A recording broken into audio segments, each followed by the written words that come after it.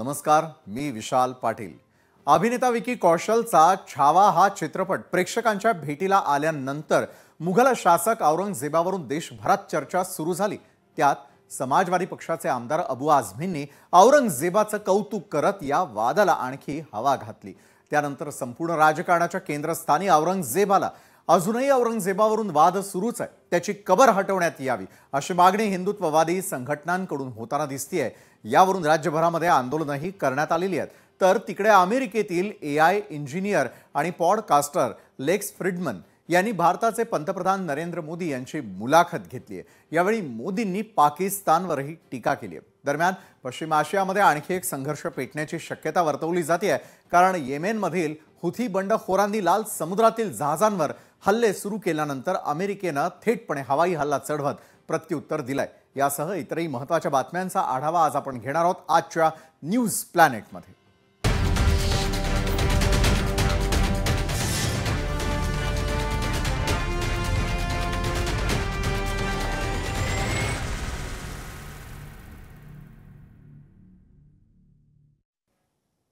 औरंगजेबाची कबर हटवण्यात यावी अशी मागणी करत हिंदुत्ववादी संघटनांनी राज्यभरामध्ये आंदोलन केलं। तर 6 महिन्यामध्ये आणखी एक विकेट जाण्याचं विधान शरद पवारांच्या राष्ट्रवादीच्या खासदार सुप्रिया सुळेंनी केलंय। यामुळे आता अनेक चर्चांना उधाण आलंय। औरंगजेब के जमाने में भारतवर्ष जो है सोने की चिड़िया था।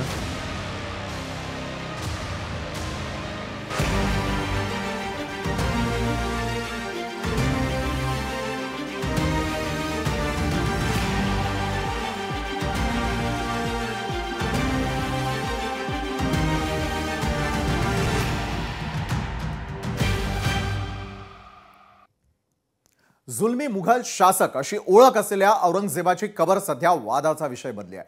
औरंगजेबाच्या थडग्यावरून सध्या राज्यामध्ये वातावरण चांगलंच तापलंय। छत्रपती संभाजीनगरमध्ये असलेली औरंगजेबाची कबर हटवण्यात यावी यासाठी हिंदुत्ववादी संघटना चांगल्याच आक्रमक झालेल्या आहेत। ही कबर हटवण्यासाठी विश्व हिंदू परिषद आणि बजरंग दल आग्रही असल्याचं चित्र आहे। शिवजयंतीचा मुहूर्त साधत कबर हटाव मोहिमेअंतर्गत नागपूर, पुणे, कोल्हापूर आणि सिल्लोडसह संपूर्ण राज्यभरामध्ये आंदोलन करण्यात आलेलं आहे। मात्र बऱ्याच लोकांना याचंही आश्चर्य वाटतंय की दिल्लीमध्ये मुघल साम्राज्याचा सम्राट राहिलेल्या औरंगजेबाची कबर ही छत्रपती संभाजीनगरमध्येच का आहे, तर त्यामागचं कारणही औरंगजेबच आहे। कारण खुलताबादेतच आपला दफनविधी व्हावा अशी त्याची इच्छा असल्याचा दावा अनेक इतिहासकारांनी केलाय। तर थोडक्यात जाणून घेऊयात की औरंगजेबाचं थडगं छत्रपती संभाजीनगरमध्ये का आहे, ते अगदी सविस्तरपणे जाणून घेऊयात। 1707 साली अहमदनगरमध्ये औरंगजेबाचा मृत्यू झाला। मृत्यूआधी औरंगजेबाने दफनविधीबाबत इच्छापत्र लिहिल्याचा इतिहासकारांचा दावा आहे। आपल्याला खुलताबादला दफन करावं अशी औरंगजेबाची इच्छा। मृत्यूनंतर औरंगजेबाचा मृतदेह खुलताबादमध्ये आणण्यात आलेला होता। औरंगजेबाचा मुलगा आझम शाहने खुलताबादमध्ये त्याचं थडगं बांधलं। मग आपली कबर कशी असावी हेही औरंगजेबाने इच्छापत्रामध्ये सांगितल्याचा दावा करण्यात आलेला होता। तर टोप्या शिवून कमावलेल्या पैशांचाच वापर थडग्यासाठी होण्याची औरंगजेबाने इच्छा व्यक्त केली होती। सुरुवातीला कबर कच्च्या मातीची होती, नंतर लॉर्ड कर्झनने त्यावरती संगमरवर बसवलं। तर सत्ता बदलत गेली, नवे शासनकर्ते सत्तेमध्ये बसले। मात्र औरंगजेबाच्या कबरीच्या वादावरती अजूनही तोडगा निघालेला नाहीये। आज जरी हिंदुत्ववादी संघटनांकडून ते थडगं हटवण्याची मागणी होत असली तरी ते इतकं सहज आहे का, तर नाही। औरंगजेबाची कबर राज्य सरकारने जरी ठरवलं तरी ते हटवू शकत नाहीत। त्याला एकच कारण आहे आणि ते कारण नेमकं काय आहे ते देखील आपण समजावून घेऊयात ग्राफिक्सच्या माध्यमातून। तर सर्व वारशांच्या संरक्षणाची जबाबदारी भारतीय पुरातत्व विभागाकडे आहे। कोणत्याही ऐतिहासिक इमारतीला वारशाला राष्ट्रीय महत्त्व देण्याचा अधिकार हा केंद्र सरकारला आहे। केंद्राकडून औरंगजेबाची कबर राष्ट्रीय वारसा म्हणून यापूर्वीच घोषित करण्यात आलेली आहे। तर कलम 42 आणि 51A च्या F नुसार देशाच्या वारशांचं संरक्षण करणं ही राष्ट्रीय जबाबदारी आहे। कायद्यानुसार ऐतिहासिक वारशांचं संरक्षण आणि नियमन करणं राज्य सरकारची जबाबदारी आहे। त्यामुळे ऐतिहासिक वारशांना नुकसान पोहोचवण्याचा प्रयत्न होत असल्यास सरकारला संरक्षण द्यावं लागतं। तर एकंदरीतच काय तर औरंगजेबाची कबर ही राष्ट्रीय वारसा घोषित असल्यामुळे राज्य सरकारही तिचं काही करू शकत नाही। या उलट राज्य सरकारलाच तिचं जतन करावं लागणार आहे आणि यावरूनच मुख्यमंत्री फडणवीसांनी एक खंत व्यक्त केलेली आहे। त्यांनी नेमकं काय म्हटलेलं आहे ते आधी पाहूयात। देशामध्ये महिमा मंडन होईल तर ते छत्रपती शिवरायांच्या मंदिराचं होईल, औरंगजेबाच्या कबरीचं होणार नाही। हे देखील या निमित्ताने लक्षात घेतलं पाहिजे।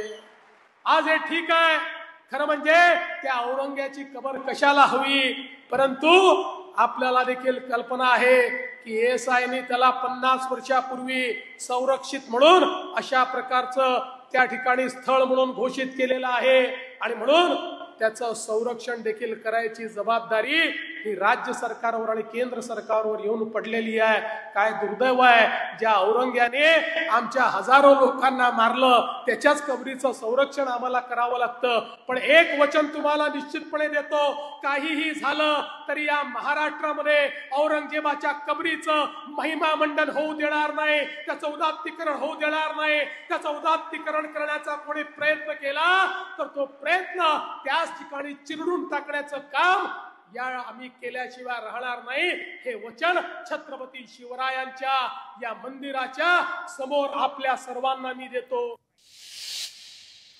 एकीकडे कबरीवरून वाद सुरू असताना दुसरीकडे काँग्रेसचे प्रदेशाध्यक्ष हर्षवर्धन सपकाळ यांनी मुख्यमंत्री फडणवीसांची तुलना औरंगजेबासोबत केली। औरंगजेब जितका क्रूर शासक होता, आज देवेंद्र फडणवीसही तेवढेच क्रूर आहेत असं विधान हर्षवर्धन सपकाळ यांनी केल्यानं आता नव्या वादाला तोंड फुटलंय। त्यांचं फडणवीसांवरील विधानही पाहूयात।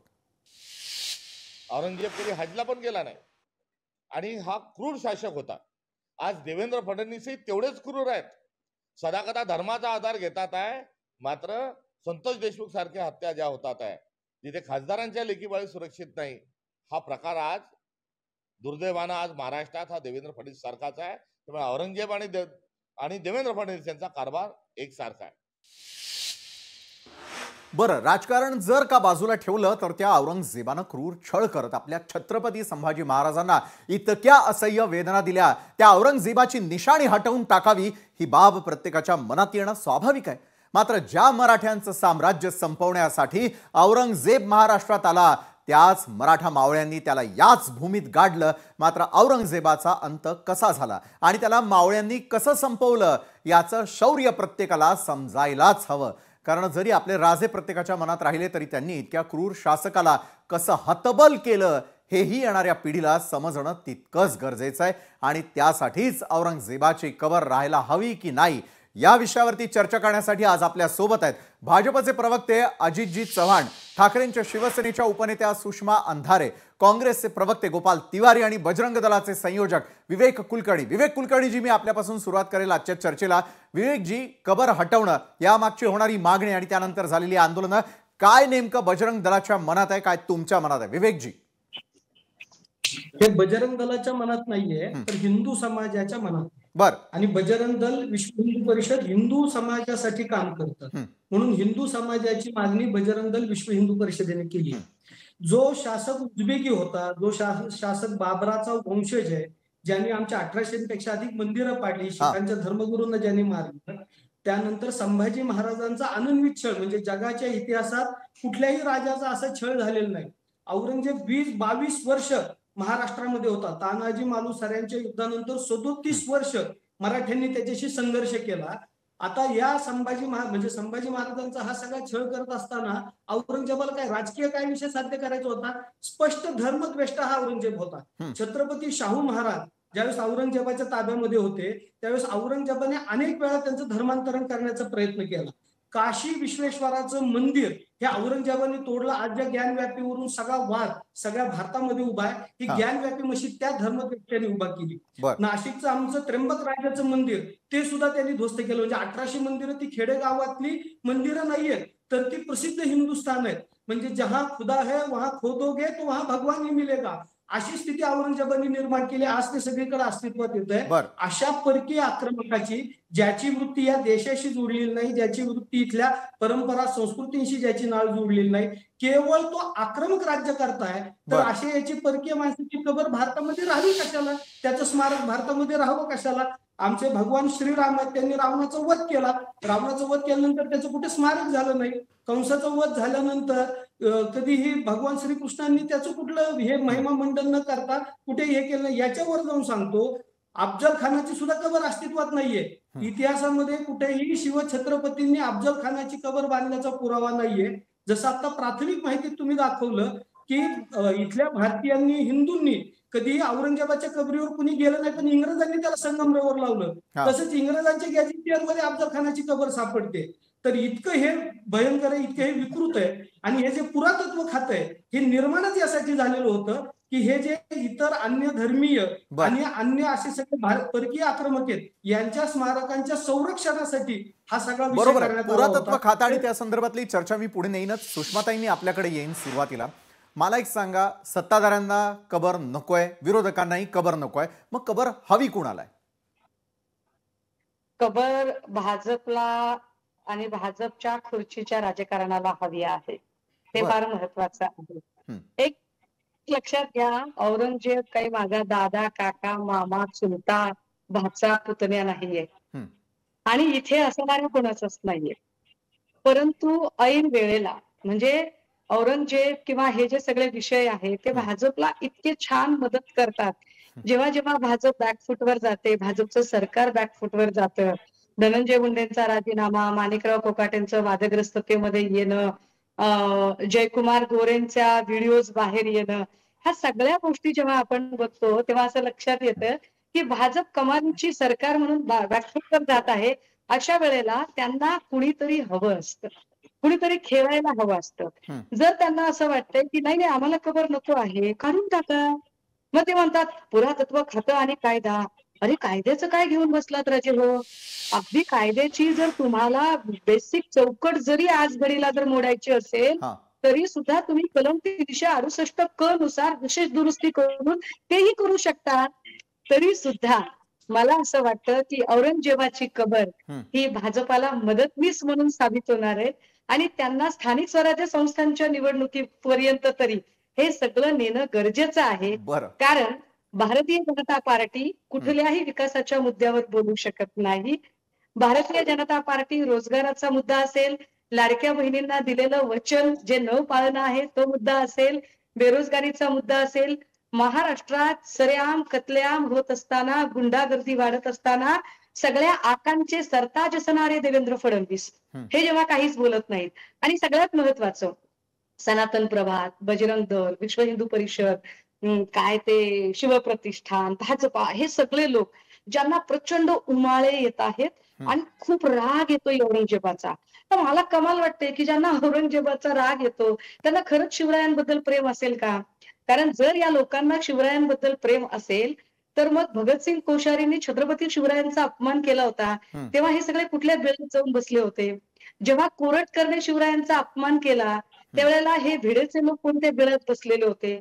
जेव्हा राहुल सोलापूरकर अत्यंत गलिच्छ भाषेमध्ये बोलला तेव्हा हे सगळे सो कॉल्ड जे स्वतःला आम्ही हिंदू वगैरे असं, मला वाटतं की हे स्वतःला प्रत्येक वेळेला जे ओरडून सांगणं आहे, बाटगा अधिक कडवा असतो, त्यामुळे त्यांना ओरडून सांगण्याची गरज पडते. सो त्यांनी खुशाल ओरडून सांगावं. आम्ही पुन्हा पुन्हा म्हणतोय की तुमच्यात दम असेल, तुमच्यात हिंमत असेल आणि राजकारणासाठी कबर वापरायची नसेल तर खरंच कबर तोडा.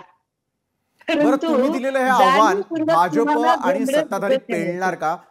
आपल्याला उत्तर देतील अजितजी.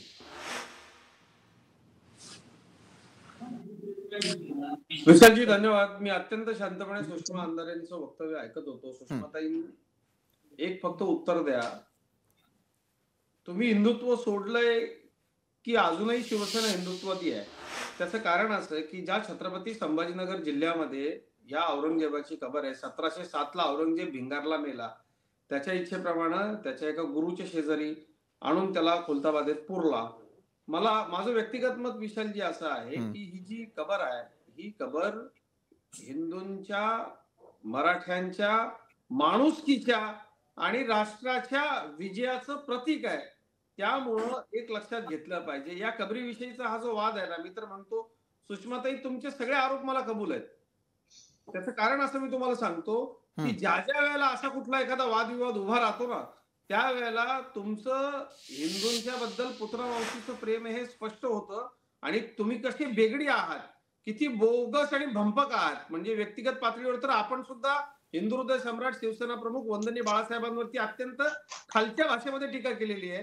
त्या बाळासाहेबांची शिवसेना ज्या वेळेला आपल्यासारख्या लोकांच्या हातामध्ये जाते त्यावेळेला निश्चितपणे अत्यंत दुःख होतं आमच्यासारख्या बाळासाहेबांवर प्रेम करणाऱ्या लोकांना सुद्धा. पण ज्या लोकांनी विचार सोडलेत, जे लोक मतासाठी बाप बदलतात, अशा लोकांनी भारतीय जनता पक्षाला शिकवू नये.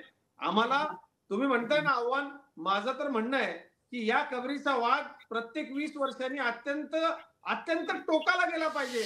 त्याचं कारण असे, आम्हाला याचा त्रास माहिती, कारण माझे पूर्वज औरंगजेबाच्या विरोधात लढले. राजाराम छत्रपतींची सनद आहे माझ्या घराण्याकडे. आमच्या पूर्वजांनी रक्त सांडलंय. या मातीमधला शिवभक्तीचा अंश जोपर्यंत शिल्लक आहे तोपर्यंत हे असे वाद सगळे उभे राहिले पाहिजे महाराष्ट्रात.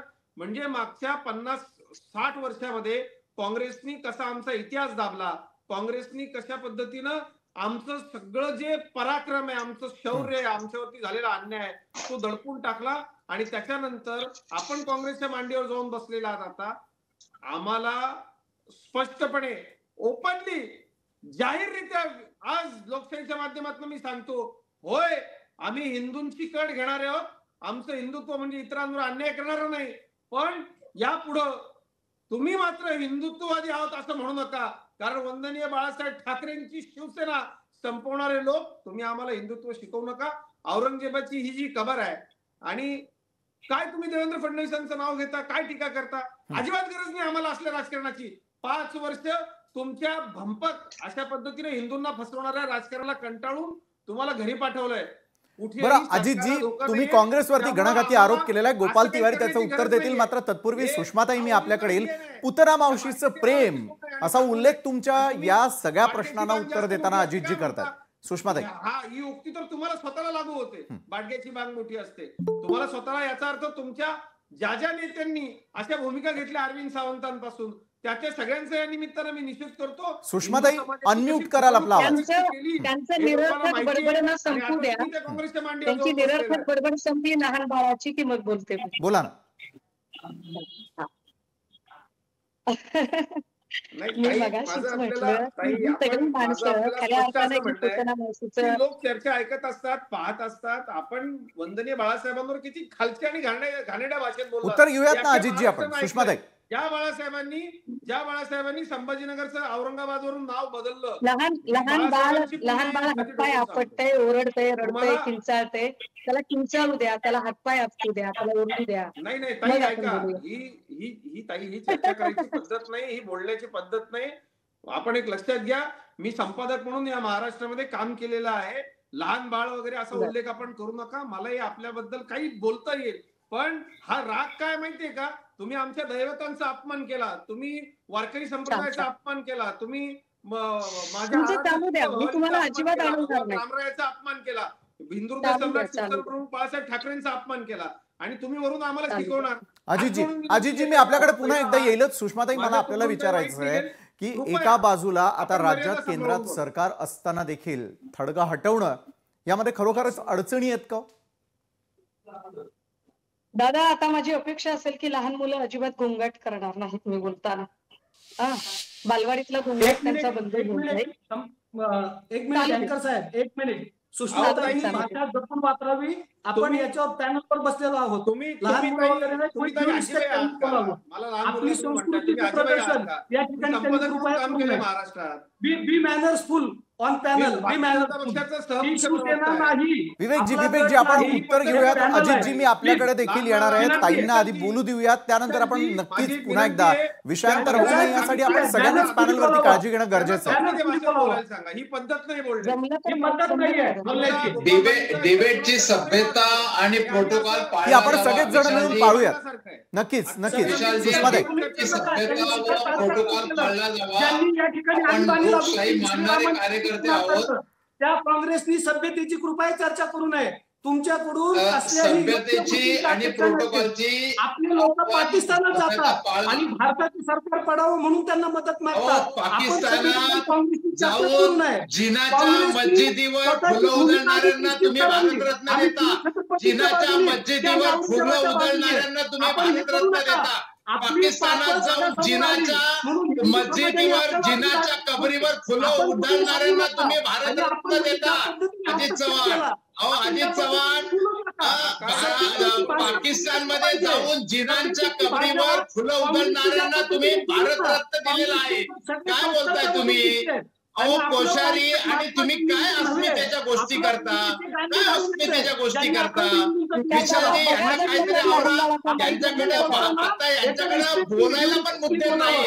विवेकजी, अजितजी आणि गोपालजी, राजधर्माचा घडून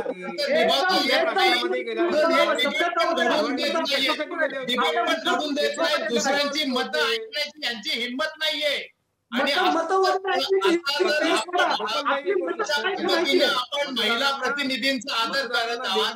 आपल्याला काय वाटलं पाहिजे? काय वाटलं पाहिजे आपल्याला? पण मग त्यांना बोलून द्या ना. त्यांना बोलून द्या. त्यांना बोलून द्या ना. त्यांना बोलून द्या अजितराव. घेऊ नका, त्या डिफेंड करतील त्यांचं. बोला. हे बघा, लोक असं नाही, त्यांना त्यांचा लोकशाही मार्गाने मिळालेला अभिव्यक्ती होण्याचा हक्क तो मिळाला पाहिजे. तुम्ही त्यांचा आवाज दाबू नका. तुम्ही एक असं नाहीये, एका मॅनर्सने आपण बोलावं, माझी विनंती आहे. मॅनर्स तुम्ही सांभाळा. कसल्या मॅनर्सच्या गोष्टी करताय? हे मॅनर्सला धरून चाललंय का तुम्हाला? आम्हाला बोलताय? मी आपल्याला सगळ्यांना विनंती करतो, आपण आपापल्या पक्षाची त्या ठिकाणी बाजू मांडताय. मी प्रत्येकाला तेवढी संधी देखील देणार आहे. मात्र तत्पूर्वी आपण सुषमाताई अंधारे यांच्याकडे जाऊयात. सुषमाताई, ज्या प्रकारे आपण म्हणता आहात, ज्या प्रकारचं आपण आव्हान दिलेलं आहे त्याचं उत्तर तर यांच्याकडून घेऊयात. मात्र तत्पूर्वी आपल्याला विचारायचं आहे की राज्यात केंद्रात तेच सरकार असताना काँग्रेसच्या काळामध्ये ज्या प्रकारे एक कारण पुढे करण्यात आलेलं होतं ते महत्त्वपूर्ण म्हणजे पुरातत्व विभागानं दिलेलं संरक्षण ते काढून घेण्यासाठी काय करावं, या अनुषंगाने पुढची चर्चा आपली या सर्व मान्यवरांबरोबर सुरू राहणार आहे. आपण जाणार आहोत उद्धव बाळासाहेब ठाकरेंच्या शिवसेनेच्या उपनेत्या सुषमाताई अंधारे आपल्याकडे येतो.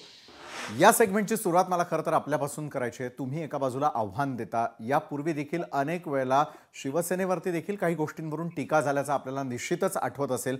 मात्र येत्या काळामध्ये हे घडू नये आणि कबरीचा वाद आता फार वाढू नये यासाठी काय करता येणं शक्य आहे त्या अनुषंगाने चर्चा करूयात. सुषमाताई.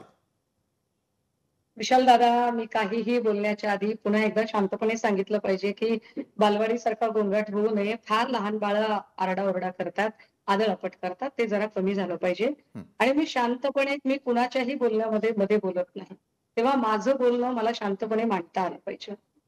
भाजपच्या सगळ्या प्रवक्त्यांचा प्रॉब्लेम हा आहे की त्यांना कुठलाही प्रश्न विचारला की ते दुसरीकडे नेतात आणि त्यांच्याकडे मुद्दे नसतात, अभ्यास नसतो, तर्क नसतो. त्यांना फक्त इतरांच्या भावना उचकवायच्या असतात.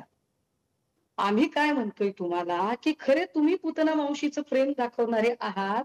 कारण तुम्हाला जर छत्रपती शिवरायांबद्दल आणि संभाजीराजेंबद्दल जर आदर असता तर संभाजीराजेंच्या संबंधाने सभागृहात चर्चा होताना श्रीकांत भारतीयने आपल्या घरातल्या पेटला काय म्हटलं, त्या श्रीकांत भारतीयाला तुम्ही त्याचा काय राजीनामा घेतला का?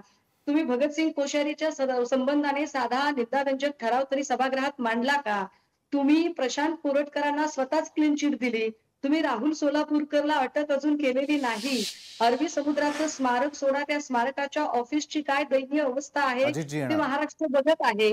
आणि या सगळ्यांच्या संबंधाने बोलायचं सोडून ते पुन्हा पुन्हा वेगळ्या गोष्टींकडे जातात आणि ते विसरतात की जिनके घर शीशे के होते हैं वो दूसरों के घरों पर पत्थर नहीं फेका करते. ते आम्हाला काय शहाणपण सांगता? आम्ही कुणाकडेही रात्रीच्या अंधारात जाऊन पाकिस्तानला बिर्याणी खाऊन आलेले लोक नाही आहोत. दुसरी महत्वाची गोष्ट, आम्ही कुणालाही दादा तो चक्की पिसिंग पिसिंग पिसिंग म्हणून पुन्हा त्यांनाच पहाटे किसिंग किसिंग करणाऱ्या देवेंद्रजींच्या गटातले नाही आहोत. आम्ही त्या किरीट सोमय्याने ज्याच्या ज्याच्यावर आरोप केले त्यांनाच पुन्हा सोबत घेऊन सत्तेच्या पंक्ती वाढणारे आम्ही लोक नाही आहोत. आम्ही ते लोक नाही आहोत की तुम्ही ज्यांच्या ज्यांच्यावर आरोप केले ते सगळे तुमच्या सोबत बसलेले आहेत. ज्या संजय राठोडचा राजीनामा या लोकांनी घेतला त्याच संजय राठोडांना यांनी मंत्रिपद दिलेलं आहे. ज्या अजितदादांवर यांनी आरोप केले त्याच अजितदादांनी घेतलेला आहे. मी असे खूप मुद्दे काढू शकते पण मला या मुद्द्यांकडे जायचं नाहीये. कारण माझ्याकडे अभ्यास आहे, माझ्याकडे मुद्दे आहेत. तुम्ही जेव्हा एक बोलाल ना तर माझ्याकडे 50 मुद्दे निघतील. मुद्दा हा आहे की कबर हा विषय, कबर हा, अरे पुन्हा ते छोटं बाळ ओरडायला यार, ते छोटं बाळ पुन्हा ओरडायला लागलं, ते बघा जरा. तुमचं ऐकायचं का? ते छोटं बाळ पुन्हा ओरडायला बघा आता. अजितजी, मी आपल्याकडे पुन्हा एकदा येणार. ताई, तुमचा थेट प्रश्न विचारा, ज्याचं आपण उत्तर घेऊया. मला पुन्हा एकदा आपल्याला सांगायचं आहे की या सगळ्यांच्या संबंधाने तुम्हाला कबर काढायची आहे तर काढायला वगळण्याची काढल्यानंतर तुमची कबर काढायची तर काढा ना, कशाला त्याच्यासाठी थांबलाय? पण मला राजकारण करण्यासाठी गरजेचं आहे. तुम्ही असताल, अरविंद सावंत असाल, ही तुम्ही नावं बदला आणि तुम्ही खुद्दे पडा, नाहीतर तुम्ही तुमचं काही करा, पण तुम्ही आम्हाला शिकवू नका. कारण तुम्ही जे काही महाराष्ट्राच्या समोर ओकलंय ना ते अख्ख्या महाराष्ट्रानं ऐकलंय. त्यामुळे आता आपली अक्कल कुणी पाजळू नये. आणि ते अशी लहान बाळांची लक्षणं असतात. जे काही मुद्दे ते असतील, लहान बाळांचं काय होतं की ते बालवाडी सुटल्यावर कोणाचंच ऐकत नाही. ते आदर आपण करत राहतात. संभाजीनगर केलं हे मान्य करता का? हे बाळासाहेबांचं योगदान हे तुम्हाला माहिती आहे का? बाळासाहेब अशा पद्धतीनं औरंगजेबाच्या कबरीवरती जाऊन मुजरे झोडणाऱ्या, तिथं खुतबा पडणाऱ्यांना राष्ट्रद्रोही लांडे म्हणायचे. मान्य आहे काय तुम्हाला? अहो, बाळासाहेबांच्या पुण्यावर जगताय. आता जिथं तुकडा मिळतोय सुखानं राहावा, खावा. कशाला महाराष्ट्राच्या आणि देशाच्या महाराष्ट्र धर्माच्या विरोधात जाऊ नका. आलं का लक्षात? महाराष्ट्र धर्माच्या विरोधात जाऊ नका. बाडग्यांनी आम्हाला ज्ञान शिकवावं, बाडग्यांनी आम्हाला इमानदारी शिकवावी. अजितजी, सविस्तर उत्तर मी आपल्याकडून घेईल. गोपाल तिवारीजी, मला आपल्याला विचारायचं आहे, कारण पहिल्या सेगमेंटमध्ये तुम्हाला चर्चेला मुद्दा मिळालेला नव्हता, मात्र एक थेट विचारतो. कुठल्याही प्रकारच्या निवडणुका जवळ आल्या की मग हे मुद्दे समोर आणल्याशिवाय मतं मिळत नाहीत का? गोपाल तिवारीजी. मी गोपाल दादा, मी फक्त अर्धा मिनिट घेते, कारण ते छोटं बाळ फार आरडाओरडा करत होतं, म्हणून मी फक्त अर्धा मिनिट घेते. गोपाल दादा फक्त मी गोपाल दादा फक्त अर्धा मिनिट घेते. ते छोटं बाळ फार आरडाओरडा करत होतं, त्यामुळे त्यांनी सांगितलं पाहिजे. अरे ते बाळाला जरा आकर्षित घेऊन घेते, काय गप्प बसत नाही ते बाळ. तुम्ही आम्हाला सगळं ज्ञान देणार, तुम्ही शिकवणार, तुम्ही ब्रह्मज्ञानी असल्याचं आव आणणार, आम्ही तुमचं ऐकायचं. छान छान छान छान छान. क्वालिटी दाखवल्याबद्दल आभारी आहे. वारकरी महाराष्ट्राला क्वालिटी दाखवल्याबद्दल आभारी आहे. आम्हाला काही शिकण्याची आवश्यकता नाही. आणि जर असेल, आम्ही जर औरंगजेबाच्या कबरीचं राजकारण करत असू तर करणार. कारण हे राजकारण केल्यानंतर तुमच्यासारखे बेगडी लोक उघड्यावर पडतात. कोण हिंदूंच्या सोबत आहे ते कळतं. जाऊन बघा जरा, त्या फरदापूरला होळी पेटवू दिले नाही हिंदूंना. कुठं जातात तुमच्या? काम करत चला, तुम्ही एकाच माणसाला पॅनलवर बोलवत चला. सुषमाताई, मी आपल्याला बोलण्याची पुरेपूर संधी दिलेली आहे. अजितजी, मी आपल्याकडे येईन पुन्हा एकदा. आपण गोपाल तिवारींकडून अर्धा मिनिट मागितलेला होता, मी थांबवलं नाहीये. ताई, तुम्ही बोलू शकता. आम्हाला विशाल दादा, मग आम्हाला असं वाटतं की तुम्हाला ठरवून भाजपचीच लाईन चालवायची आहे का? बिलकुल नाही. हा आरोपच मी अमान्य करेन. मी आपल्यालाही विचारलेलं होतं की कबर काढण्यासाठी आपल्याकडे कुठली उपाययोजना, या संदर्भात आपण बोलूयात, असं मी थेट आपल्याला बोललो होतो. सुषमाताई. अजितजी, मी आपल्याकडे पुन्हा एकदा येईल. सुषमाताई, बोला. गोपालभाई, बोला तुम्ही. मी अर्ध्या मिनिटासाठी वेळ फक्त एवढाच घेतला की तुम्हाला कबर काढायची तर काढा ना. पण मुळात तुम्ही प्रशांत कोरटकर आणि राहुल सोलापूरकरचं तुम्ही काय केलं? भगतसिंग कोश्यारीच्या बद्दल साधा निंदाव्यंजक ठराव का मांडला नाही? अरबी समुद्राच्या स्मारकाचं काय केलं? बरं, याचं थेट उत्तर मी अजित चव्हाण यांच्याकडून घेणारच आहे. सुषमाताई, गोपाल तिवारीजी, निवडणुका आल्यात समजायचं का? बोला प्लीज. गोपाल दादा, राहुल सोलापूरकर काढून घेतलंय हे लक्षात घ्या. कुठली पदविधी होती सगळ्याला सांगितलं. अजिबात चालणार. अजितजी, मी आपल्याकडे येईन ना, आपल्यालाही संधी देईलच ना. गोपाल तिवारीजी, बोला. ते आपण बघितलं. या सगळ्या विषयामध्ये काय नेमकं घडलं, पराचा कावळा कसा करायचा, हे तुमच्या लोकांकडनं कोणी शिकलं पाहिजे. गोपालभाई, मला माफ करा, तुमचा वेळ आम्ही खाल्ला, तुम्ही बोला. गोपालजी.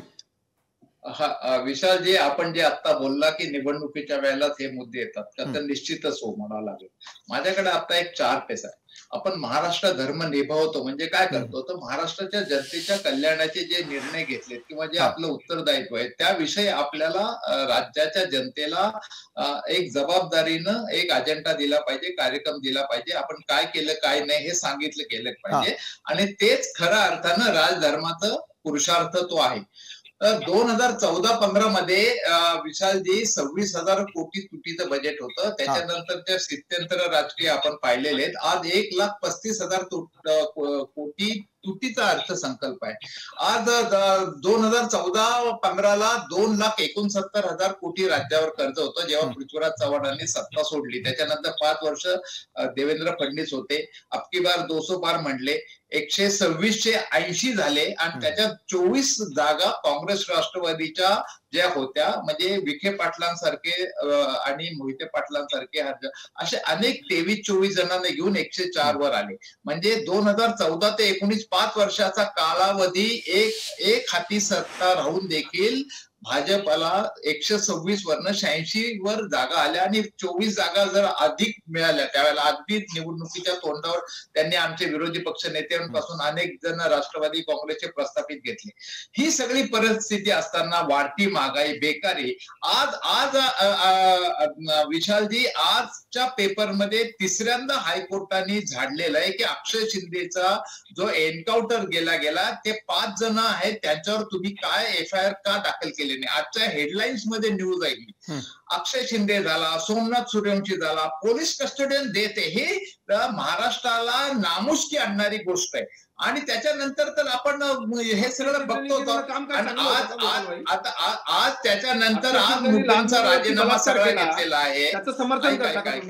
अक्षय शिंदे त्या मुलीवर बलात्कार केला, छोट्या लहान मुलीवर, समर्थन करता का आपण? नाही, त्याच्या मागचं सगळं सूत्रधार आले असते. त्याचे CCTV, आपटेंची संस्था, शाळा, काय झालं त्याचं? हे महाराष्ट्राच्या समोरचा मोठा प्रश्न आहे. हे सगळं झाकण्यासाठी अक्षय शिंदेला मारला का असं मी तुम्हाला विचारू का? मग तुम्ही जर मला असं विचारत असाल की त्याचं समर्थन करता का? आपल्याकडे न्याय व्यवस्था आहे. आपण अजमल कसाबला पण फाशी दिली आणि अक्षय शिंदेचे CCTV काय झाले? अक्षय शिंदेच्या मागची ती संस्था चालकांना वाचवायचे का? गोपाल तिवारीजी, आपला रोख मला लक्षात आला. अजितजी, त्यांचा मुद्दा एकच आहे आणि सुषमाताईंचाही एकच मुद्दा होता की ज्या वेळेला एखाद्या महत्वाच्या गोष्टीवरनं लक्ष हटवायचं असेल तर मात्र अशा प्रकारचे मुद्दे समोर आणले जातात. हा त्यांचा आपल्यावरती थेट आरोप आहे. आणि यापूर्वी ज्यांनी छत्रपती शिवाजी महाराज यांचा अपमान केला त्यांच्यावरती कार्य न करणारे, त्यांच्यावरती कुठल्याही प्रकारची कारवाई न करणारं भाजप, असा थेट आपल्यावरती आरोप करण्यात आला. अजितजी, आणि अडवाणी पाकिस्तानामध्ये जाऊन जिनांच्या कबरीवर फुलं वाहिली, त्यांना तुम्ही भारतरत्न देता. जे महाराष्ट्राच्या आत्महत्याचा गोपालभाई, आपण उत्तर देऊयात ना, अजितजींकडून उत्तर घेऊयात. अजितजी, संरक्षण देता. महात्मा गांधींच्या समाधीवरती आलेला प्रत्येक सरकारी पाहुणा फुलं वाहतो ना. मी काय त्याचं समर्थन करणार नाही. जिना काय पाकिस्तान निर्माण करणारा जिना काय आदर्श असू शकत नाही, पण आंतरराष्ट्रीय विषयामध्ये आपल्यासारख्या अभ्यासू माणसांना असं बोलावं. गोपालभाई, पुरातत्व तुम्ही घ्या ना निर्णय. घेता का निर्णय? का घेत नाही निर्णय? तुम्ही निर्णय घेऊ शकत नाही ना. कारण मग निर्णय तर घ्यायचा नाही आणि उगाच मुस्लिमांचं लांबून चालून करायचं म्हणायचं. अरे वा, अरे म्हणजे बाकीच्या गोष्टीचा निर्णय तुम्ही घ्यायचे. 3 तलाक देऊन मुस्लिम महिलांचे कैवारी बनायला जायचं, मात्र आपल्या हिंदू पत्नीला न्याय द्यायची भूमिका घ्यायची नाही. हे कुठली गोष्ट? हे असं चालणार नाही. ही दुटप्पी भूमिका आहे. आणि अशा पद्धतीने हिंदू मुस्लिम हे करून कोर्टाने ताशेरे ओढलेत, वारंवार ताशेरे ओढलेले. त्याचं काय करता तुम्ही?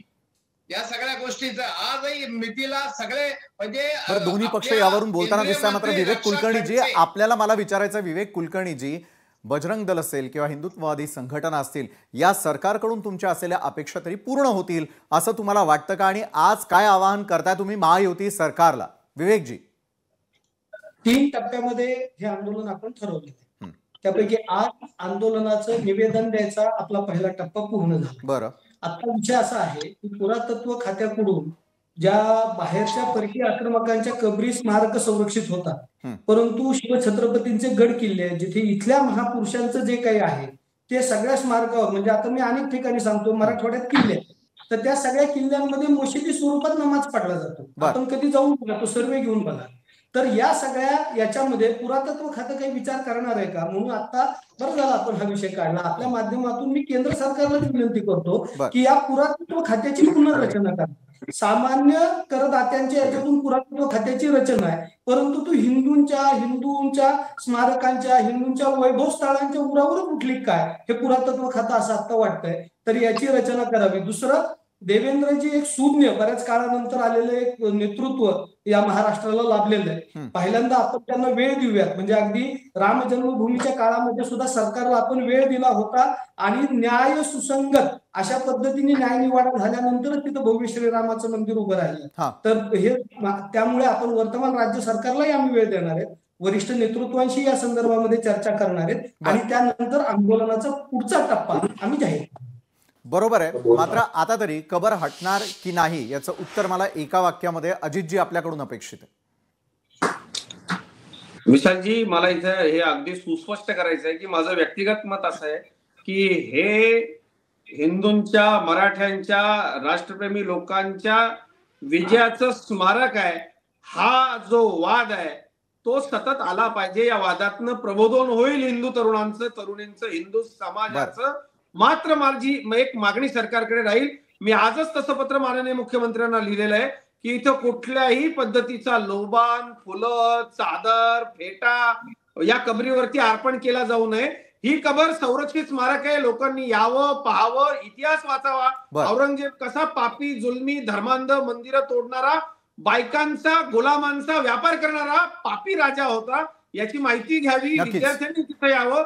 पण त्याचं महिमा मंडन करण्याकरता तिथं कुठल्याही होऊ नये हेच या चर्चेअंती देखील स्पष्ट होताना दिसतं. मात्र महायुती सरकार काय करतं याकडे देखील आमचं लक्ष असेलच. धन्यवाद अजितजी, सुषमाताई, गोपाल तिवारीजी आणि विवेक कुलकर्णीजी, आपण या चर्चासत्रात आमच्यासोबत जोडला गेलात त्यासाठी. लोकशाही मराठी ऐका, पहा, जागरूक रहा.